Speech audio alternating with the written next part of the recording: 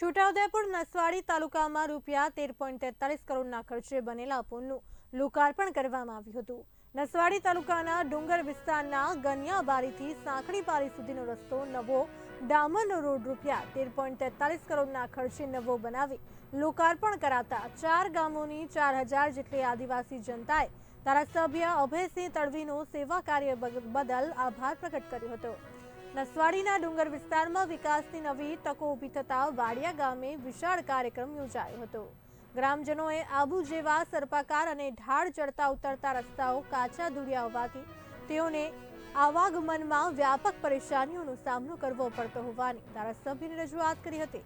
ત્યારે આ માર્ગ નવીન ડામરનો બનાવવા સરકારમાં અસરકારક રજૂઆતો કરી 13.43 કરોડ રૂપિયાના ખર્ચે નવો ડામર માર્ગ બનાવી દેવાતા ગ્રામીણ આદિવાસી જનતાએ ઉત્સવની જેમ આ અવસરને મનાવ્યો હતો।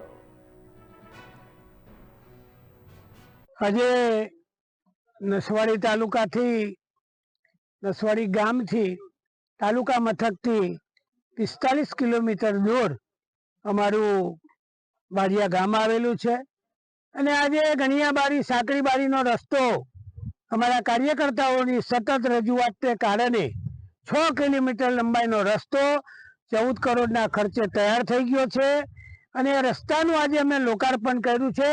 આ સાથે અમારા જિલ્લા પંચાયતના સભ્ય કેમજીભાઈ, અમારા તાલુકા પંચાયતના સભ્ય આપણા રણજીતભાઈ, દેચિયાભાઈ, વાનજીભાઈ, અમારા પૂર્વ પ્રમુખ રાજુભાઈ, અમારા ગામજની અમારા રસુલભાઈ, આ બધા જ આગેવાનોને સાથે મળીને આ રસ્તાનું અમે લોકાર્પણ કર્યું છે।